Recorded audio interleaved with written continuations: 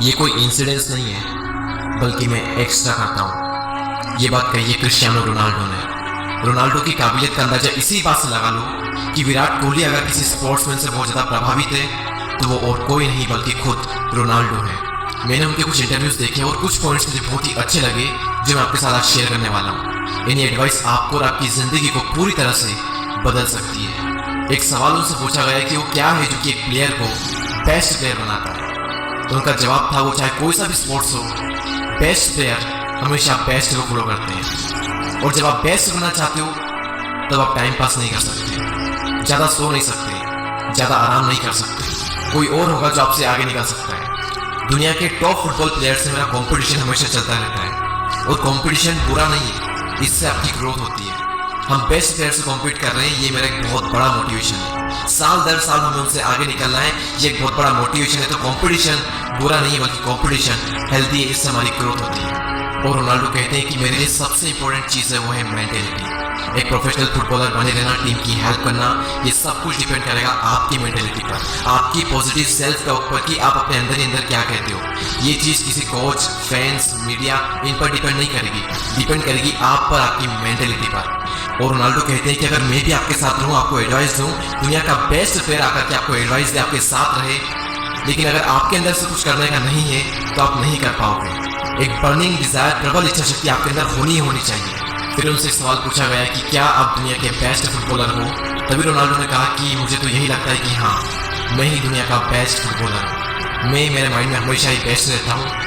मैं परवाह नहीं करता कि कौन क्या कहता है, कौन क्या सोचता है। मैं हमेशा से यही सोचता रहा हूँ और यही सोचता रहूँगा। फिर उनसे ये भी पूछा गया कि क्या आपको नहीं लगता कि लियोन मेसी आपसे कुछ एरिया में बेटर है, तभी रोनाल्डो कहते हैं कि सबके अपने अपने ओपिनियन हो सकते हैं और मैं सबके ओपिनियन की रिस्पेक्ट करता हूँ, लेकिन मैं मेरे माइंड में मेसी से बेहतर हूँ। और ये एक बहुत बहुत बड़ा एग्जाम्पल है, जैसा हम सोचते हैं वैसा ही हम बन जाते हैं। अगर आपको लगता है कि आप बेस्ट हो तो एक दिन आप बेस्ट बन जाओगे। रोनाल्डो कहते हैं कि मेरी ज़िंदगी का सबसे मुश्किल समय था जब मैं 11 साल का था और जब मैंने घर छोड़ दिया था। घर से अलग रहना, एक अलग ही दुनिया में और सिर्फ फुटबॉल पर फोकस करना मेरे लिए बहुत बहुत मुश्किल हो रहा था। मैं लगभग हर दिन रोता, हर दिन अपनी फैमिली को मिस करता। लेकिन आज मुझे रिग्रेट नहीं होता क्योंकि मैं आज जो भी हूँ उन्हीं दिनों की वजह से हूँ।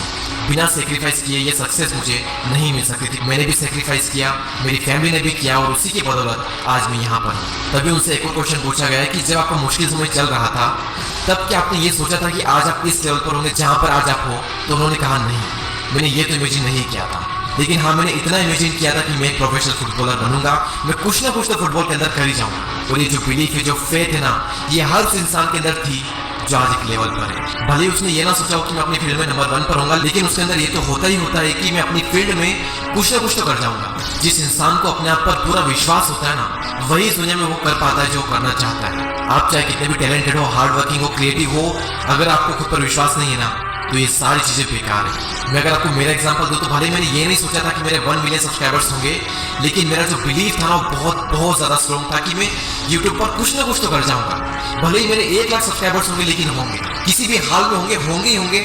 मुझे अपने आप पर पूरा विश्वास था और उसी बिलीफ की वजह से आज मैं यहाँ पर हूँ जहाँ पर आप मुझे देखते हैं। और वहीं दूसरी तरफ आप ये सोच लो कि मैं इसमें नंबर 1 बनूंगा, लेकिन आपका जो बिलीफ है वो बहुत ही कमजोर है। नंबर 1 रहना तो दूर की बात, आप उस फील्ड में कुछ भी नहीं कर पाओगे। आपके सोचने या ना सोचने से कुछ भी फर्क नहीं पड़ता। फर्क पड़ता है तो आपके मानने से। हमें कमेंट करके बताएं कि नेक्स्ट वीडियो आप किस टॉपिक पर चाहते हैं, और ऐसे ही और वीडियोस को देखने के लिए हमारे चैनल को सब्सक्राइब करके बेल आइकन को प्रेस करें। मैं आपसे मिलूंगा अगले वीडियो में, तब तक के लिए जय हिंद, जय भारत।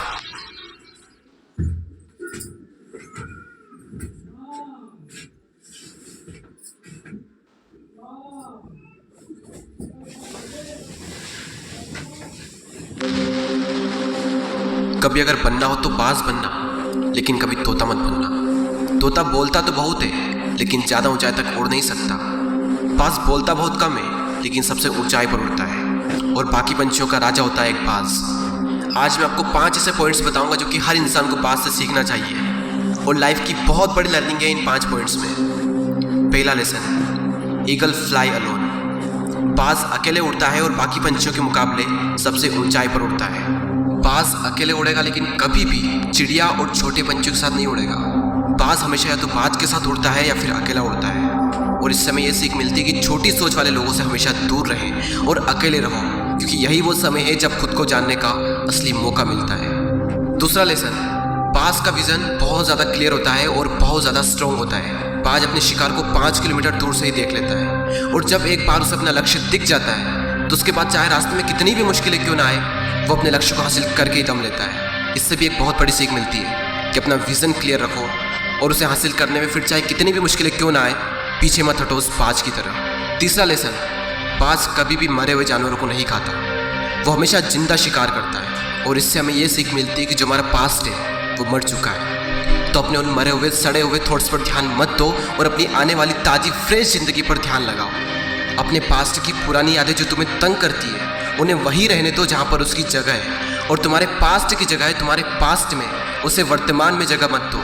क्योंकि एक बार अगर तुम्हारा पास्ट तुम्हारे प्रेजेंट में आ गया तो तुम्हारा पास्ट तुम्हें कभी प्रेजेंट में नहीं रहने देगा।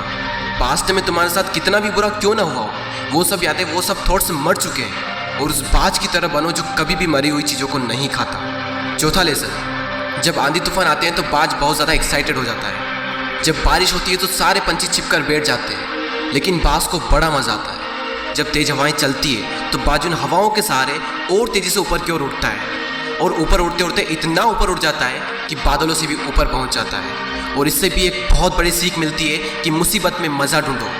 और नेपोलियन हिल ने एक बार कहा था कि हर बड़ी चुनौती अपने साथ में एक बहुत बड़ा अवसर लेकर आती है। तो उस बाज की तरह तुम भी अपने अवसर को पहचानो, और जिस दिन तुमने अवसरों को पहचान लिया तो सारी मुश्किलें तुम्हारे नीचे होगी और तुम उन मुश्किलों के ऊपर होगे। फिफ्थ लेसन, बाज अपने घोंसलों में से सॉफ्ट घास को हमेशा निकाल देता है ताकि बाज का जो बच्चा होता है वो उसमें कंफर्टेबल ना हो सके, क्योंकि अगर वो घोंसले में कंफर्टेबल हो गया तो वो वहीं रहना पसंद करेगा। लेकिन बाज ऐसा कभी होने नहीं देता।